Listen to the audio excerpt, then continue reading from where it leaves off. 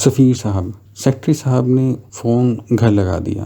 وہ خاتون فوراً فون پر آ گئی۔ میں نے اپنا تعارف کرایا تو وہ مجھ پر برس پڑی، بولی، ارے صاحب، آپ نے تو حد کر دی، 6 روز سے ہم آپ کی تلاش میں سرگرداں ہیں۔ جدہ پیلس والوں نے کہا تھا کہ وہ یہاں سے روپوش ہو گئے ہیں۔ رابطہ افسر غنی صاحب کو مکہ معظمہ سے بلوایا گیا۔ 4 روز وہ آپ کی تلاش کرتے رہے، جگہ جگہ ڈھونڈ کی، لیکن آپ نہ ملے۔ اس وقت میرا جی چاہا کہ پھوٹ پھوٹ کر رو پڑوں اور اسے بتاؤں کہ میں کہاں تھا، لیکن سیکٹری کے تیور دیکھ کر ہمت نہ پڑی۔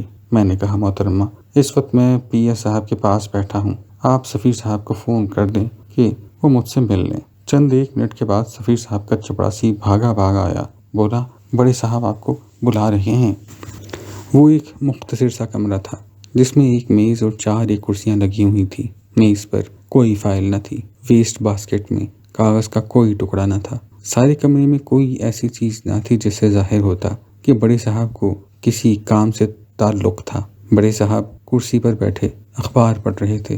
مجھے دیکھتے ہی وہ اٹھ کھڑے ہوئے، بڑے اخلاص سے مجھے بٹھایا اور اتنی محبت سے میری روپوشی کا گلہ کرنے لگے کہ میں گھبرا گیا۔ مجھے یقین نہیں آ رہا تھا کہ یہ وہی بڑے صاحب ہیں جن کو ملنے کے لیے میں 4 روز سفارت میں جوتے چٹکاتا پھرا تھا، 2 روز ٹیلی فون بوتھ میں استادا رہا تھا اور 1 دن پی ایس کی حضوری میں بیٹھا رہا تھا۔ مجھے یقین نہیں آ رہا تھا کہ یہ وہی صاحب تھے جو بے حد مصروف تھے، جنہیں بات سننے کی فرصت نہ تھی، بات کرنے کی فرصت نہ تھی۔ بڑے صاحب کو ملنے سے پہلے میں نے بار بار سوچا تھا کہ جب میں ان سے ملوں گا تو یہ کہوں گا، وہ کہوں گا، لیکن جب میں ان سے ملا تو مجھ میں ایک عجیب سا احساس جاگا۔ میں وہ ہوں جو سفیر صاحب سے مل رہا ہوں، ان سفیر صاحب سے مل رہا ہوں جنہیں ملنے کے متمنی ہفتوں سے باہر کے احاطے میں کھڑے چھوٹے صاحب کا انتظار کر رہے ہیں، اور پھر صرف مل ہی نہیں رہا بلکہ میری آمد پر اٹھ کر کھڑے ہو گئے ہیں۔